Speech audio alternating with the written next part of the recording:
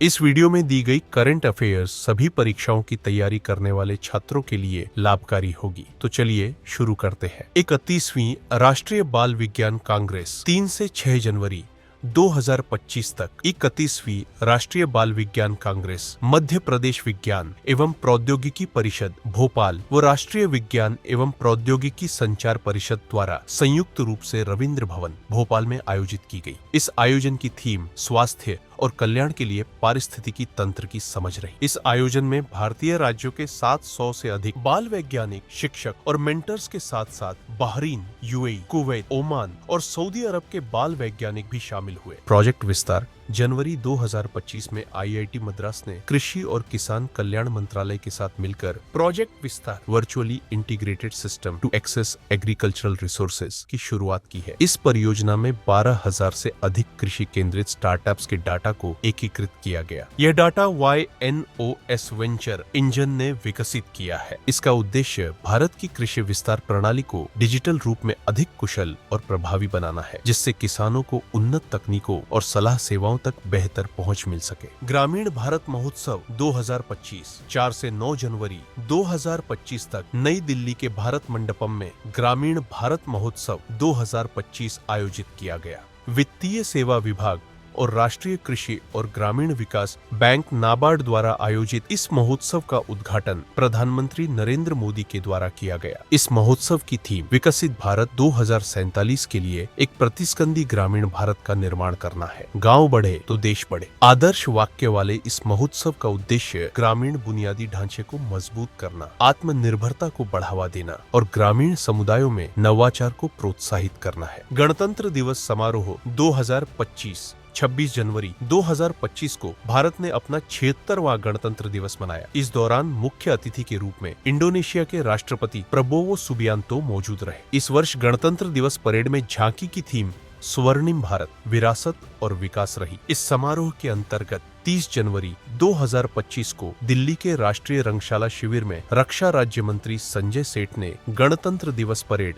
2025 के सर्वश्रेष्ठ मार्चिंग दस्तों और झांकियों को पुरस्कार प्रदान किए, जिसके तहत सेवाओं में सर्वश्रेष्ठ मार्चिंग टुकड़ी का पुरस्कार जम्मू और कश्मीर राइफल्स टुकड़ी को दिया गया, जबकि CAPF अन्य सहायक बलों में सर्वश्रेष्ठ मार्चिंग दस्ते का पुरस्कार दिल्ली पुलिस मार्चिंग दस्ता को दिया गया। वहीं केंद्रीय मंत्रालयों विभागों की सर्वश्रेष्ठ झांकी का पुरस्कार जनजातीय कार्य मंत्रालय को दिया गया तथा राज्य संघ राज्य क्षेत्रों की श्रेणी में शीर्ष 3 झांकियों के पुरस्कार क्रमशः उत्तर प्रदेश महाकुंभ 2025, त्रिपुरा खर्ची पूजा और आंध्र प्रदेश एटिकोप्पका बोम्मलू को दिया गया एवं जयति जय मम भारतम डांस ग्रुप एवं केंद्रीय लोक निर्माण विभाग को विशेष पुरस्कार से सम्मानित किया गया। इसके अतिरिक्त 26 से 28 जनवरी 2025 तक MyGOV पोर्टल पर नागरिकों से उनकी पसंदीदा झांकी और मार्चिंग टुकड़ियों को लोकप्रिय पसंद श्रेणी के रूप में वोट देने के लिए एक ऑनलाइन पोल आयोजित किया गया था, जिसके परिणाम स्वरूप सेवाओं में सर्वश्रेष्ठ मार्चिंग टुकड़ी का पुरस्कार सिग्नल टुकड़ी को दिया गया, जबकि CAPF अन्य सहायक बलों में सर्वश्रेष्ठ मार्चिंग दस्ते का पुरस्कार CRPF मार्चिंग दस्ता को दिया गया। वहीं केंद्रीय मंत्रालयों विभागों की सर्वश्रेष्ठ झांकी का पुरस्कार महिला एवं बाल विकास मंत्रालय को दिया गया तथा राज्य संघ राज्य क्षेत्रों की श्रेणी में शीर्ष 3 झांकियों के पुरस्कार क्रमशः गुजरात, उत्तर प्रदेश और उत्तराखंड को दिया गया। 18वां प्रवासी भारतीय दिवस सम्मेलन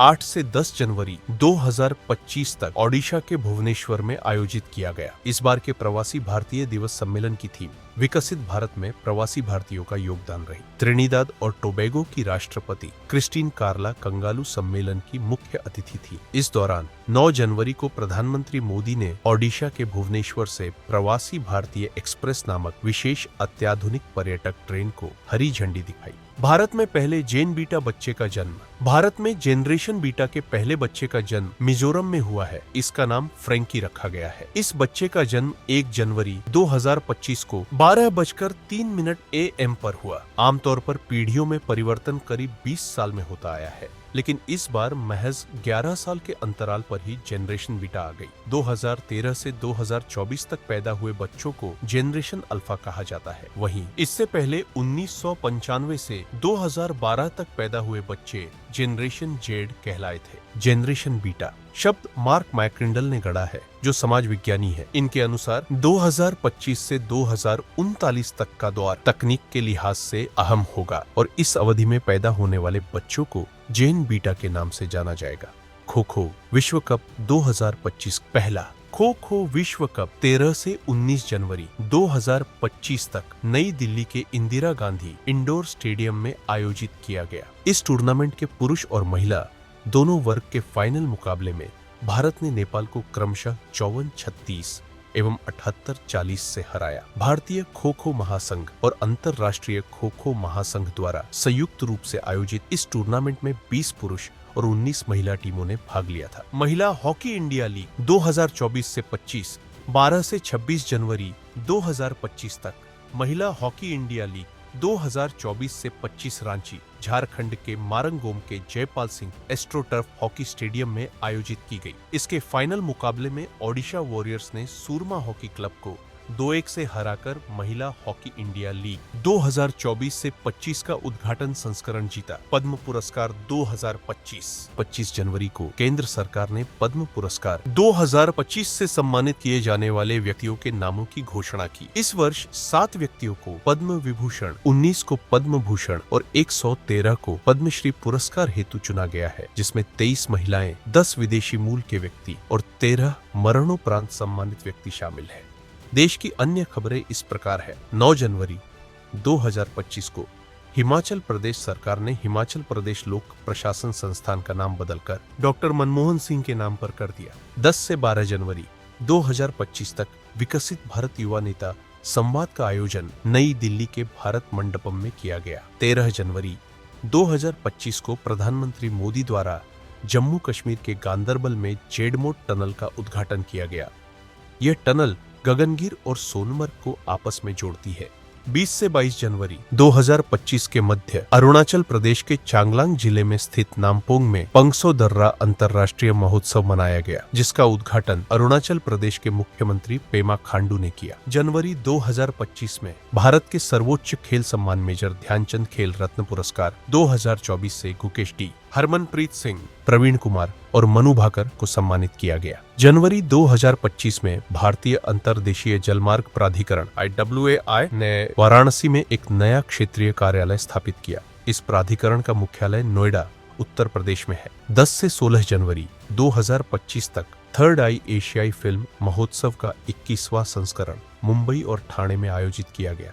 24 जनवरी 2025 को आर्द्रभूमि मान्यता प्राप्त शहरों की वैश्विक सूची में शामिल होने वाले पहले भारतीय शहर इंदौर और उदयपुर बने। भारतीय कंपनी सचिव संस्थान ICSI ने वर्ष 2025 के लिए धनंजय शुक्ला को अध्यक्ष एवं पवनजी चांडक को उपाध्यक्ष चुना है। जनवरी 2025 में गृह मंत्रालय द्वारा महेश कुमार अग्रवाल को BSF का अतिरिक्त पुलिस महानिदेशक नियुक्त किया गया। जनवरी 2025 में अरुणाचल प्रदेश में परशुराम कुंभ मेला 2025 का आयोजन किया गया। वोकल फॉर लोकल आंदोलन को बढ़ावा देने वाला 23वां दिव्य कला मेला 9 से 19 जनवरी 2024 तक अकोटा स्टेडियम वडोदरा, गुजरात में आयोजित किया गया। 16 जनवरी 2025 को नई दिल्ली में पहला लोकपाल दिवस मनाया गया, जिसमें मुख्य अतिथि के रूप में मुख्य न्यायाधीश संजीव खन्ना उपस्थित रहे। 16 से 19 जनवरी 2025 तक भारतीय सशस्त्र बल द्वारा भारत की उत्तरी सीमाओं पर एक्सरसाइज डेविल स्ट्राइक आयोजित की गई। 16 जनवरी 2025 को जनरल VK सिंह सेवानिवृत्त ने मिजोरम के 25वें राज्यपाल के रूप में शपथ ली। 17 से 22 जनवरी 2025 तक भारत मोबिलिटी ग्लोबल एक्सपो 2025 3 प्रमुख स्थानों नई दिल्ली में भारत मंडपम, द्वारका में यशोभूमि और ग्रेटर नोएडा में इंडिया एक्सपो मार्ट में आयोजित किया। नई दिल्ली के भारत मंडपम में इसका उद्घाटन प्रधानमंत्री नरेंद्र मोदी ने किया। 15 जनवरी 2025 को 57वें सेना दिवस समारोह के दौरान रक्षा मंत्री राजनाथ सिंह ने भारत रणभूमि दर्शन ऐप लॉन्च किया। 18 से 20 जनवरी 2025 तक फ्लैमिंगो फेस्टिवल 2025 का आयोजन आंध्र प्रदेश में किया गया। 19 जनवरी 2025 को वडोदरा के कोटम्बी स्टेडियम में खेले गए विजय हजारे ट्रॉफी 2024-25 के फाइनल में कर्नाटक ने विदर्भ को 36 रन से हराकर खिताब जीता। यह कर्नाटक का 5वां विजय हजारे ट्रॉफी खिताब है। जनवरी 2025 में आईपीएस ज्ञानेंद्र प्रताप सिंह को केंद्रीय रिजर्व पुलिस बल सीआरपीएफ का महानिदेशक नियुक्त किया गया। 24 जनवरी 2025 को जारी राजकोषीय स्वास्थ्य सूचकांक 2025 में शीर्ष प्रदर्शन करने वाले राज्य क्रमशः ओडिशा, छत्तीसगढ़ और गोवा है, जबकि सबसे खराब प्रदर्शन करने वाला राज्य पंजाब है। गणतंत्र दिवस 2025 परेड में पहली बार प्रदर्शित तीनों सेनाओं की संयुक्त झांकी की थीम सशक्त और सुरक्षित भारत थी। 3 से 5 जनवरी 2025 तक समुद्री राष्ट्रीय उद्यान और समुद्री अभयारण्य जामनगर, गुजरात में भारत की पहली तटीय और जल पक्षी गणना आयोजित हुई। जनवरी 2025 में भारत बायोटेक इंटरनेशनल के सह संस्थापक और कार्यकारी अध्यक्ष कृष्णा एला को भारतीय राष्ट्रीय विज्ञान एकेडमी की प्रतिष्ठित इंडिया फेलोशिप से सम्मानित किया गया। 20 से 21 जनवरी 2025 तक तीसरा राष्ट्रीय खनन मंत्रियों का सम्मेलन कोणार्क, ओडिशा में आयोजित किया गया। 23 से 25 जनवरी 2025 तक बेंगलुरु, कर्नाटक में छठा अंतर्राष्ट्रीय बाजरा महोत्सव 2025 आयोजित किया गया। जनवरी 2025 में पूर्वी भारत की पहली खगोलीय वेधशाला का उद्घाटन पश्चिम बंगाल के पुरुलिया जिले के गरपंचकोट पहाड़ियों में किया गया। 24 जनवरी को वित्त मंत्रालय द्वारा जारी अधिसूचना के अनुसार 1 अप्रैल 2025 से एकीकृत पेंशन योजना यूपीएस को लागू करने हेतु मंजूरी प्रदान की गई। 16 जनवरी 2025 को सुप्रीम कोर्ट के नए न्यायाधीश के रूप में न्यायमूर्ति के विनोद चंद्रन ने शपथ ग्रहण की। 14 जनवरी 2025 को केंद्रीय मंत्री श्री पीयूष गोयल ने नई दिल्ली में राष्ट्रीय हल्दी बोर्ड का उद्घाटन किया, जिसका मुख्यालय निजामाबाद में होगा और पल्ले गंगा रेड्डी इसके पहले अध्यक्ष होंगे।